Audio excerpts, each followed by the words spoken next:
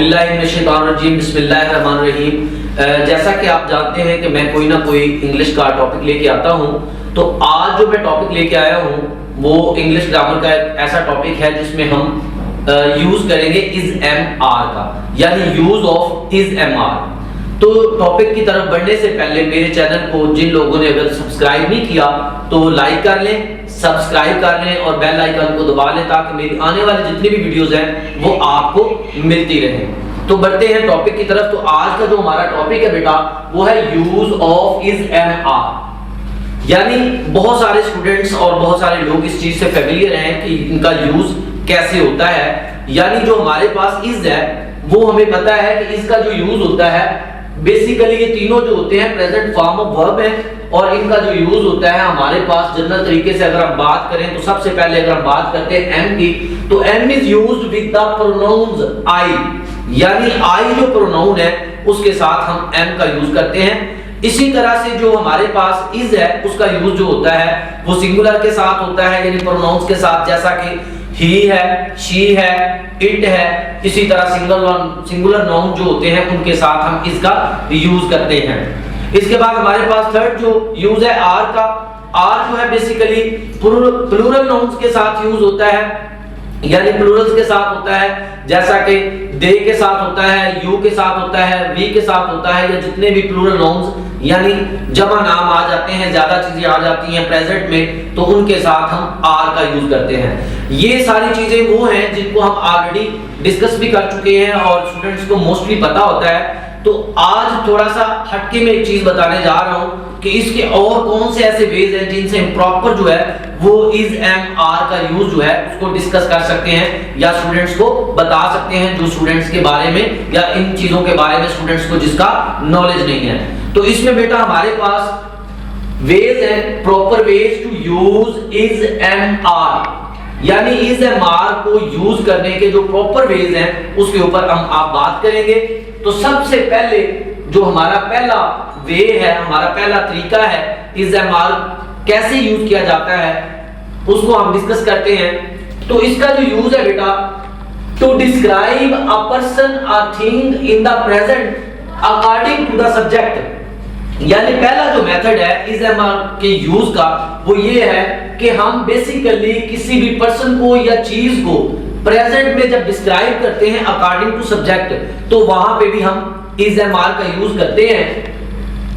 इसका स्ट्रक्चर कैसे बनेगा कि सबसे पहले स्ट्रक्चर में हम देखते हैं सब्जेक्ट होता है प्लस इज एम आर लगाते हैं प्लस एडजेक्टिव होता है।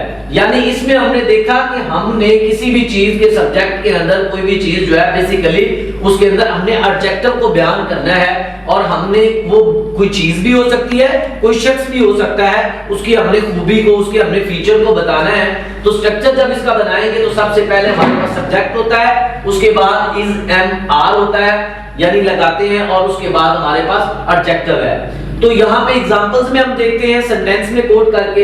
यहाँ पे हमारे पास फर्स्ट एग्जांपल जो है वो है आई एम स्मार्ट। तो यहाँ पे स्मार्ट जो है जो अंडरलाइन किया गया है वो हमने देखा कि आई जो प्रोनाउन लिया गया उसके साथ हमने एम का यूज किया है, और स्मार्ट जो है वो एज एडजेक्टिव यहाँ पे लिया गया है। इसी तरह नेक्स्ट एग्जांपल में हम देखते हैं ही इज टैलेंटेड। तो यहाँ पे हमने इज का यूज किया है। तो इज जो है वो किसको जाहिर कर रहा है? टैलेंटेड को, इट्स मीन एडजेक्टिव को शो कर रहा है। तो यहाँ पे ही इज टैलेंटेड जो है वो हमने यूज किया, और अंडरलाइन वर्ड जो टैलेंटेड है वो एज एडजेक्टिव यूज हुआ है। इसी तरह थर्ड एग्जांपल में हम देखते हैं यू आर अमेजिंग। तो यहाँ पे भी हमने देखा कि हमारे पास प्लूरल जो है वो प्रोनाउन आया है जो कि यू है, और उसके साथ हमने जैसा कि पहले बताया था कि प्लूरल प्रोनाउन होंगे तो उनके साथ हमने आर का यूज करना है। तो हमने प्रॉपर आर का यूज किया, और साथ अमेजिंग जो है वो एज एडजेक्टिव यूज हुआ। इसी तरह दूसरा जो मेथड है, जो दूसरा वे है इज एम आर को यूज करने का, उसको अब हम डिस्कस करते हैं। To name and rename a person or thing in the present, यानी प्रेजेंट की सिचुएशन में यानी मौजूदा वक्त में किसी भी चीज को नेम देने के लिए या रीनेम करने के लिए हम इज एम आर का यूज करते हैं। तो यहां पे अगर हम देखते हैं इसका स्ट्रक्चर क्या है, तो स्ट्रक्चर से पहले here we use a noun or noun phrase after is am are and give a name to the subject। तो जैसा कि हमने हेडिंग में देखा कि name and rename a person और थिंग, तो यहाँ पे हमने फिर पढ़ा कि here we use a noun or noun phrase, कि हम noun का यूज करते हैं या noun phrase का यूज करते हैं किसके बाद, is MR के बाद, और हम क्या करते हैं किसी भी सब्जेक्ट को नाम देते हैं। तो इसमें इसका स्ट्रक्चर क्या बनेगा कि किस तरह से हम इनको अप्लाई कर सकते हैं। तो स्ट्रक्चर में हमारे पास सब्जेक्ट होगा, उसके बाद हम is MR लगाएंगे, उसके बाद हमारे पास नाउन होगा। तो एग्जांपल्स में जब हम कोट करते हैं तो यहाँ पे हमने देखा आई एम अ टीचर, तो जैसा कि हमने बताया कि हमने किसी भी चीज को नेम या रीनेम करना है प्रेजेंट सिचुएशन में, तो हमने प्रोनाउन आई जो है उसको रिप्रेजेंट किया, उसको डिस्क्राइब किया एक नेम के साथ। जैसा कि यहाँ पे हमने कहा आई एम अ टीचर, तो यहाँ पे टीचर जो है वो एक नाम दिया गया है प्रोनाउन आई को, और आई के साथ हमने कहा कि एम का यूज होता है। इसी तरह नेक्स्ट एग्जांपल में वी आर स्टूडेंट्स, तो हमने यहाँ पे प्लूरल हमारे पास जो प्रोनाउन है उसके साथ हमने आर का यूज किया। जैसा कि ऑलरेडी मैं बता चुका हूं कि जितने भी प्लूरल प्रोनाउंस होंगे या प्लूरल्स होंगे उनके साथ हमने आर का यूज करना है, तो हमने यहाँ पे स्टूडेंट से पहले आर का यूज किया।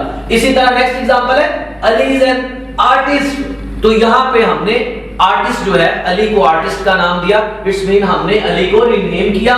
तो यहाँ पे हमारे पास जो है वो हमने बेसिकली तौर पे अली जो है वो एज अ सब्जेक्ट यूज किया, और उसके साथ चूंकि हमने पहली बात की थी कि सिंगल नाउन अगर आ जाएगा तो वहां पे हमने इज का यूज करना है। इसी तरह नेक्स्ट जो हमारा मेथड है या वे है थर्ड वाला वो डिस्क्राइब करेंगे। उसमें क्या है कि किस तरह से हम जो है इस एमआर का यूज करते हैं। तो इसमें हम देखते हैं बेटा टू से what someone is doing in the present, यानी जब हम देखते हैं कि प्रेजेंट में कौन सा शख्स क्या काम कर रहा है, तो किसी काम को बताने के लिए भी हम यूज करते हैं इज एमआर का।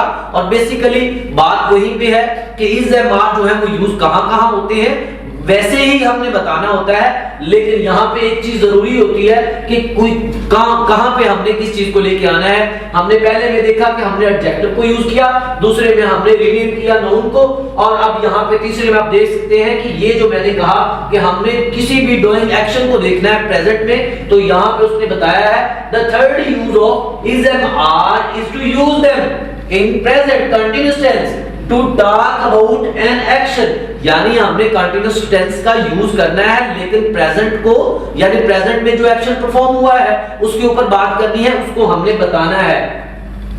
तो इसका स्ट्रक्चर क्या होगा, स्ट्रक्चर की जब हम बात करते हैं तो सब्जेक्ट होगा, उसके बाद एज इट इज जैसा कि हम पहले बात कर रहे हैं इज एमआर का यूज होगा, उसके बाद प्लस वर्ब फर्स्ट यूज करेंगे और उसके साथ आईएनजी का इजाफा करेंगे। तो एग्जांपल्स में हमारे पास बेटा एग्जांपल है I am talking to you, यहां पे हमने देखा कि हमारे पास एक काम जो है वो रिप्रेजेंट किया जा रहा है, बेसिकली वो कंटीन्यूअस टेंस में है, कंटीन्यूअस फॉर्म में है, लेकिन प्रेजेंट एक्शन को परफॉर्म किया जा रहा है। तो यहाँ पे टॉकिंग जो है जो अंडरलाइन किया गया है वो एज अ हमारे पास जो है कंटीन्यूअस के तौर पे यूज किया गया है। इसी तरह नेक्स्ट एग्जांपल में हम देखते हैं he is living with me, तो यहाँ पे भी आपने देखा कि हमने यूज किया what someone is doing in the present, तो यहाँ पे ये देखा कि एक बंदा जो है ही इज लिविंग, कि वो रह रहा है मेरे साथ। तो यहाँ पे हमने देखा कि जो लिविंग है वो यहाँ पे यूज किया गया है, और उससे पहले हमने हमारे पास जो हेल्पिंग वर्ब है उसका यूज किया है इज का।